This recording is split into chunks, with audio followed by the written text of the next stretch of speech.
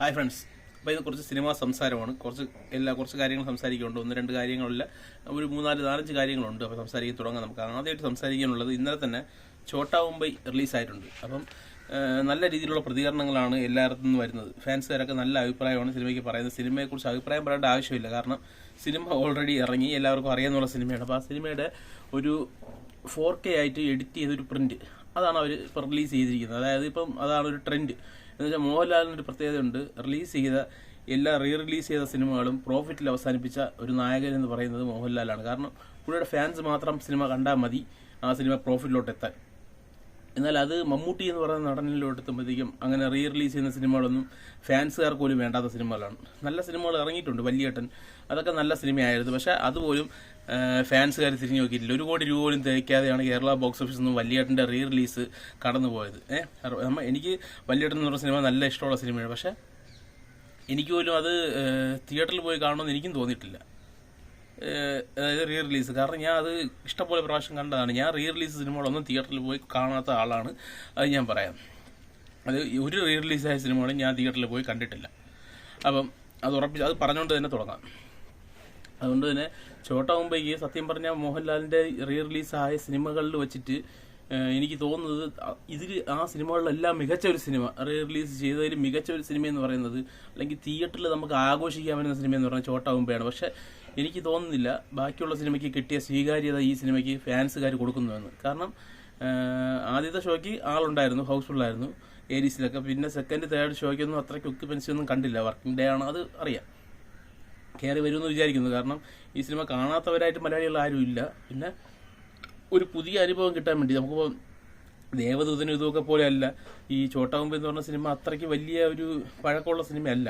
എന്നുവെച്ചാൽ പഴക്കം ഇല്ലെന്നല്ല, പക്ഷേ മറ്റേ വലിയ ദേവദൂതൻ അങ്ങനത്തെ ആ രീതിയിലുള്ള പഴക്കം, അതായത് നമുക്ക് ഇത്രയും ക്ലാരിറ്റിയോടുകൂടി കാണണം എന്നുള്ള ആഗ്രഹമുള്ള ഒരു സിനിമയായിട്ട് എനിക്ക് തോന്നിയിട്ടില്ല. കാരണം എനിക്ക് ഒരുവിധം ഛോട്ടാ മുംബൈയൊക്കെ ഒരുവിധം ക്ലിയറുള്ള പ്രിന്റുകളാണ് ഞാൻ കണ്ടിട്ടുള്ളത്. അപ്പം എത്ര പേര് കാണുമെന്ന് അറിഞ്ഞുകൂടാ. കാണുന്നുണ്ട്, ഷോയൊക്കെ നടക്കുന്നുണ്ട്. ഷോ കൗണ്ട് വളരെ കുറവാണെന്നാണ് അറിയാൻ സാധിച്ചത്. സിനിമ എൻ്റെ അഭിപ്രായത്തിൽ ഛോട്ടാ മുംബൈയാണ് മോഹൻലാലിൻ്റെ റിലീസ് ചെയ്ത സിനിമകളിൽ എനിക്ക് തിയേറ്ററിൽ പോയി ഒന്ന് കണ്ടാൽ കൊള്ളാമെന്നുള്ള ആഗ്രഹമുള്ള സിനിമ. അപ്പോൾ സിനിമ ഹിറ്റാവട്ടെ എന്ന് വിചാരിക്കുന്നു. പിന്നെ പറയാനുള്ളത്, ഈ ചിലർ ഈ മോഹൻലാൽ ഹാറ്റേഴ്സ് എന്ന് പറയുന്ന തുടരുമെന്ന് പറഞ്ഞ സിനിമയ്ക്ക് കുറച്ച് നെഗറ്റീവ് പറയുന്നുണ്ട്. അതിലൊന്നെന്ന് വെച്ച് കഴിഞ്ഞാൽ, ഈ സിനിമയ്ക്ക് മഞ്ഞുമൽ ബോയ്സിനെ പോലും റെക്കോർഡിൽ തൊടാൻ പറ്റില്ല വേൾഡ് വൈഡ് ബോക്സ് ഓഫീസിൽ എന്നാണ് അവർ പറയുന്നത്. ഈ മഞ്ഞുമൽ ബോയ്സ് എന്ന് പറയുന്നത് അവിടെ ക്ലിക്കാവാൻ കാരണം, അല്ലെങ്കിൽ ബോക്സ് ഓഫീസിൽ ഇത്രയും കോടി രൂപ കയറാൻ കാരണമെന്ന് പറയുന്നത് തന്നെ, അത് തമിഴ്നാട് ബോക്സ് ഓഫീസിലും കർണാടക ബോക്സ് ഓഫീസിലും ഒരു ചെറിയ രീതിയിലുള്ള ഇളക്കം സംഭവിച്ചു. തമിഴ്നാട് ബോക്സ് ഓഫീസിലാണെങ്കിൽ ഏറ്റവും വലിയൊരു 61 കോടി രൂപയാണ് അവിടെ നിന്ന് കളക്ട് ചെയ്തത്. ആ സിനിമയ്ക്ക് അവിടുത്തെ ഒരു തമിഴ് സിനിമയുടെ ഒരു സ്വഭാവമുണ്ട്, അല്ലെങ്കിൽ ആ സിനിമയിലെ കുറച്ച് ഘടകങ്ങൾ ഇതിനകത്തുണ്ട്. അതിൻ്റെ ഒരു പാട്ടുണ്ട്, അതിൻ്റെ ഒരു വേറൊരു സിനിമയായിരുന്നു ഗുണാക്കേവ് എന്ന് പറഞ്ഞ കമലഹാസൻ്റെ ഒരു ഗുണ എന്ന് പറഞ്ഞ സിനിമയുടെ ആ ഒരു എഫക്റ്റ് ആ സിനിമയ്ക്കകത്തുള്ളത് കൊണ്ടും അങ്ങനെ ഒരു തമിഴ് കൾച്ചർ, കാരണം അത് കൊടൈക്കനാലിൽ സംഭവിച്ചല്ലെങ്കിൽ അങ്ങനെ ഒരു തമിഴ്നാട്ടിൽ സംഭവിച്ചൊരു കാര്യമാണ്. അപ്പോൾ അതിനകത്ത് കുറേ തമിഴ് ക്യാരക്ടേഴ്സൊക്കെ ആ സിനിമയ്ക്കകത്ത് ഇത് വരുന്നുണ്ട്. അപ്പോൾ തമിഴ് ആൾക്കാർക്ക് കൂടുതൽ കണക്റ്റ് ആവുന്ന സിനിമയായിരുന്നു മഞ്ഞുമൽ ബോയ്സ്. അതുകൊണ്ട് മാത്രമാണ് ഈ സിനിമയ്ക്ക് അത്രയും കോടി രൂപ കളക്ട് ചെയ്തത്. നിങ്ങൾ കേരളത്തിലെ കളക്ഷൻ നോക്കിയാൽ പോരെ. കേരളത്തിൽ ഏത് സിനിമയുണ്ട് തുടരും സിനിമ വരെ അടുത്ത് വരാൻ പറ്റിയ സിനിമ? 120 കോടി രൂപ നേടിയ തുടരും എന്ന് പറഞ്ഞ സിനിമയ്ക്ക് 120 കൂടുതൽ നേടിക്കാണും. 120 ലാസ്റ്റ് കിട്ടിയ അപ്ഡേഷൻ. 122-123 കോടി രൂപ നേടിക്കാണും. അപ്പം ഏതെങ്കിലും ഒരു സിനിമ 100 കോടി ടച്ച് ചെയ്യാൻ പറ്റിയിട്ടുണ്ടോ? പോട്ടെ 95 കോടിക്ക് മുകളിൽ പോയിട്ടുണ്ടോ? ഇല്ല. അങ്ങനെ നോക്കുമ്പോഴത്തേക്കും നമുക്ക് പറയാൻ പറ്റുന്നത് എന്താണെന്ന് വെച്ചാൽ, തുടരും എന്ന് പറഞ്ഞ സിനിമയ്ക്ക് കേരളത്തിൽ നിന്ന് നല്ല അഭിപ്രായം കിട്ടി. അതുകൊണ്ടാണ് ഇത് 230 കോടി രൂപ നേടിയത്. തുടരുമെന്ന് പറഞ്ഞ സിനിമയ്ക്ക് കിട്ടാവുന്നതിൻ്റെ മാക്സിമം അത് നേടിക്കഴിഞ്ഞു. കാരണം അത് വെളിയിലാണെങ്കിൽ, ഓവർസീസിലാണെങ്കിൽ എല്ലാത്തിലും മഞ്ഞുമൽ ബോയ്സിൻ്റെ റെക്കോർഡ് മറികടന്നു. പക്ഷേ ഈ അതർ സ്റ്റേറ്റിൽ തുടരുമെന്ന് പറഞ്ഞ സിനിമ കുറച്ച് ഞാൻ പറയാമല്ലോ, ഞാൻ എല്ലാ കാര്യങ്ങളും തുറന്നു പറയുന്ന ആളാണ്. തുടരുമെന്ന് പറഞ്ഞ സിനിമ മലയാളത്തിലാണ് കൂടുതലായിട്ടും അന്യഭാഷയിൽ കണ്ടത്. ഇവിടെ ഇത് മൊഴി മാറ്റിയൊക്കെ സിനിമകൾ അവിടെയൊക്കെ റിലീസ് ചെയ്യുകയുണ്ടായി, തമിഴിലൊക്കെ റിലീസ് ചെയ്യണം. പക്ഷേ വലിയ സ്വീകാര്യത ലഭിച്ചില്ല അതിനകത്ത്.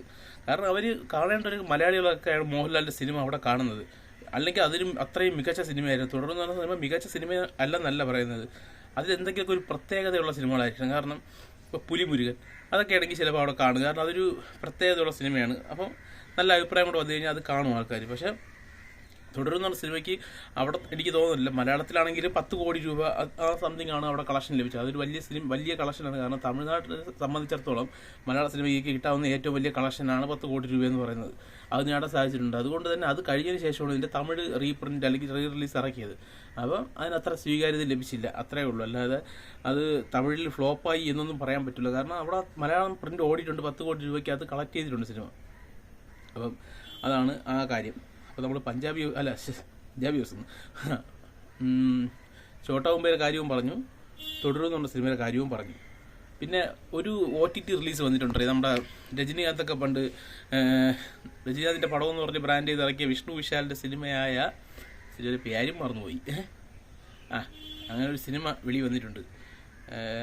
പേര് മറന്നുപോയി. ഒരു മുസ്ലിം ടൈപ്പുള്ള ലാൽ സലാം. അത് ആവറേജ് സിനിമയാണ്.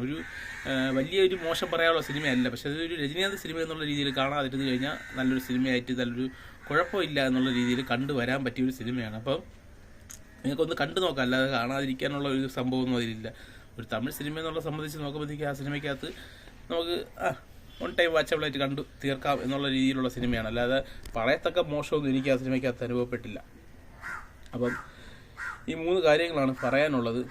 അപ്പം തുടരും എന്ന് പറഞ്ഞ സിനിമ OTT വന്നതിന് ശേഷം തിയേറ്ററിൽ തുടരുന്നുണ്ട്. തിയേറ്ററിൽ വലിയ രീതിയിലുള്ള കളക്ഷൻ ഇല്ല, എന്നാൽ പോലും ഇത്രയും ദിവസമായ ഒരു സിനിമയ്ക്ക് കിട്ടേണ്ട കളക്ഷൻ ഇപ്പോഴും തിയേറ്ററിൽ നിന്ന് നേടിക്കൊണ്ടിരിക്കുകയാണ്. ഒരു 7 കോടി രൂപയ്ക്ക് മുകളിലുണ്ടെങ്കിൽ മാത്രമേ മഞ്ഞുമൽ ബോയ്സിൻ്റെ ആഗോളതലത്തിലുള്ള കളക്ഷൻ എത്താൻ സാധിക്കുകയുള്ളൂ.